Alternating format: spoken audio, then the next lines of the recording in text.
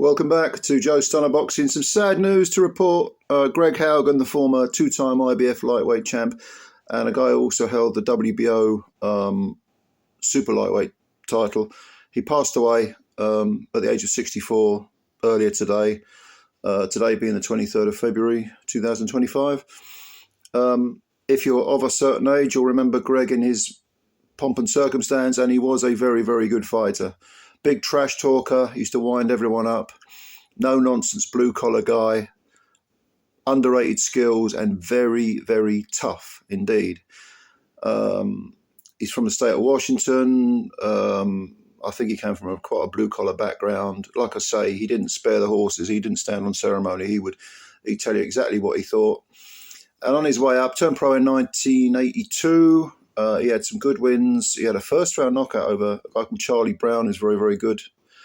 Very good, gatekeeper type, I guess you'd call him. Got rid of him in a round. That was a real good win. And then he beat a guy, another sort of B-minus level fighter, a good gatekeeper. Won the AB, was it the NABA or the NABF title, one of those regional American titles. He beat a guy called Edwin Curette, who himself, like I say, was a very, very good fighter. But then he worked his way towards an IBF title shot and actually won the title from a guy called Jimmy Paul. And Jimmy Paul was one of the sort of first batch of Kronk champions. This was in 1986 when he won the belt. It was an upset. Jimmy Paul, very skillful fighter, a sort of contemporary of Thomas Hearns and Hill McKenty, a couple of the other early Kronk champs. Very good fighter. Who I think had only been beaten once at the time, and Haugen upset him to become IBF champ. That was in, I think it was December 86 or end of December, end of the year 86. It was definitely 1986 anyway. And then he fought Vinnie Pazienza.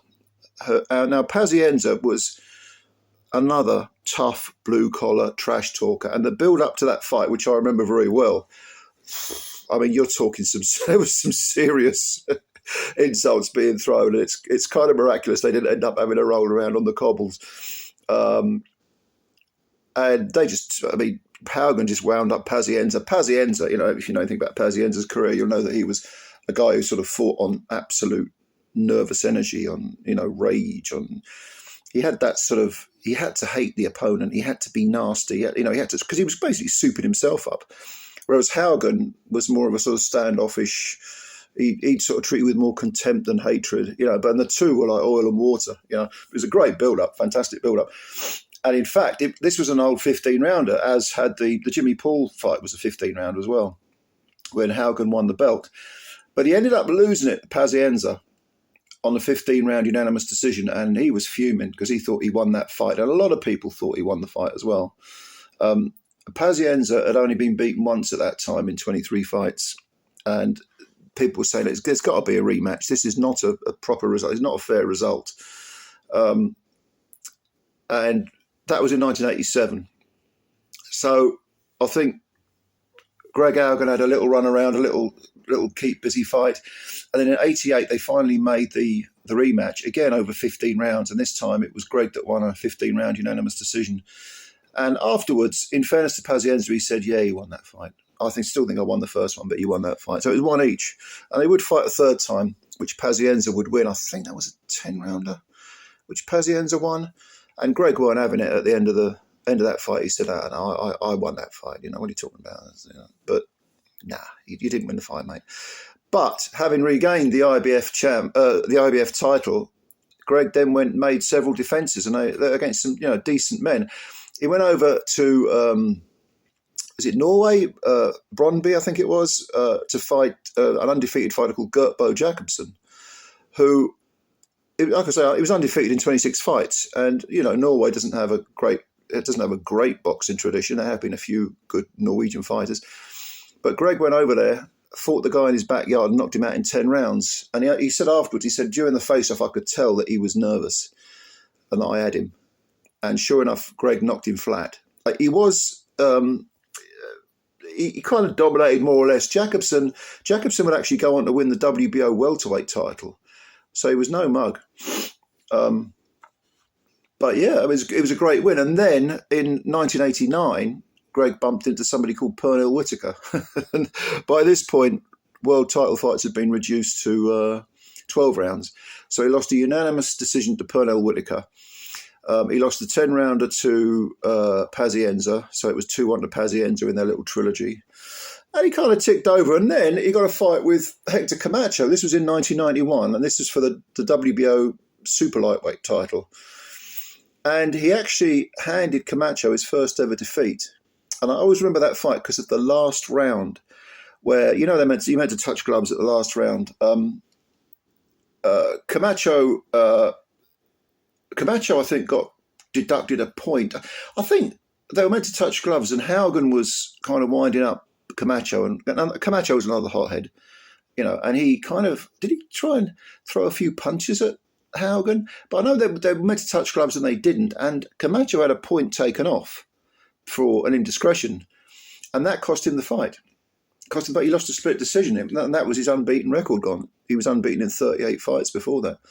So Haugen, then they had a rematch, I think, and Haugen lost a split decision. I think that was the next fight. Both of those fights were in 91, I think. So, you know, you might say, well, normal service was resumed because Camacho won the belt back. But Haugen persevered, he carried on, and he was basically campaigning now at 140.